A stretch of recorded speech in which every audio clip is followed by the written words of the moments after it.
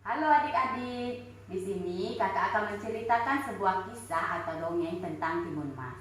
Nah, pada zaman dahulu hiduplah seorang nenek-nenek yang tua. Ia merupakan seorang janda yang ditinggalkan oleh suaminya. Ia sangat menginginkan seorang anak untuk membantu pekerjaannya.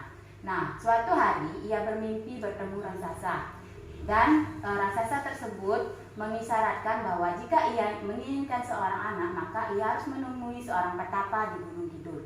Nah, setelah keesokan harinya, Bik Serini yang merupakan janda tersebut akhirnya ke Gunung Kidul untuk menemui seorang petapa. Dan ia bertemu seorang raksasa yang sangat besar.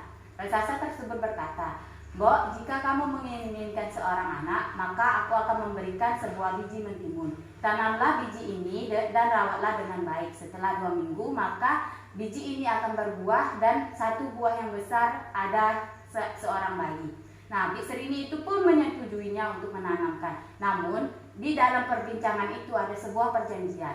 Raksasa itu meminta ketika seorang anak itu lahir dan berusia 17 tahun, maka ia harus menyerahkannya kembali kepada raksasa agar raksasa tersebut bisa menyantap seorang gadis itu karena itu merupakan makanannya. Nah, tanpa berpikir panjang, Mbok Serini itu pun menyetujui dan ia pulang ke rumahnya. Sampai di rumahnya, ia langsung menanam biji mentimun itu. Dan 2 hari kemudian, buah mentimun itu pun sangat lebat. Dan ada satu buah mentimun yang sangat besar dan berwarna keemasan. Bik Serini pun langsung memetik dan membelah buah mentimun itu. Ternyata di dalamnya ada seorang bayi perempuan yang sangat cantik dan lucu. Ia sangat gembira dan merawatnya dan ia memberi nama dengan nama Timun Mas. Hari berlalu begitu cepat, tidak terasa Timun Mas sudah berusia 17 tahun. Bik Serini mengingat perjanjian terhadap raksasa tersebut. Namun ia sangat berpikir di malam hari. Ia berpikir bagaimana caranya untuk menghindari raksasa tersebut. Nah, keesokan harinya ia pun bermimpi bahwa jika anaknya ingin selamat, maka ia harus bertapa dan meminta pertolongan kepada Tuhan. Akhirnya melalui mimpi tersebut ia bertapa dan mendapatkan sebuah petunjuk bahwa jika ingin anaknya selamat, maka seseorang akan membantunya dengan memberikan tiga macam bentuk, yaitu terasi, kemudian jarum dan juga paku. Nah, besoknya raksasa itu pun datang dan menagih janjinya karena Timun Mas telah berusia 17 tahun.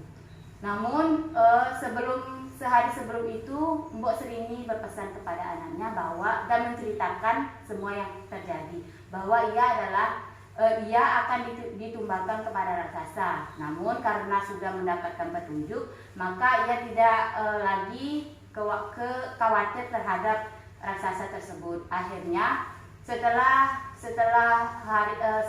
dijelaskan kepada Timun Mas pun mengerti dan memahami bagaimana cara menaklukkan raksasa tersebut melalui berbagai cara-cara dan juga arahan dari Mbok Serini. Akhirnya ia bisa terlepas dari raksasa tersebut.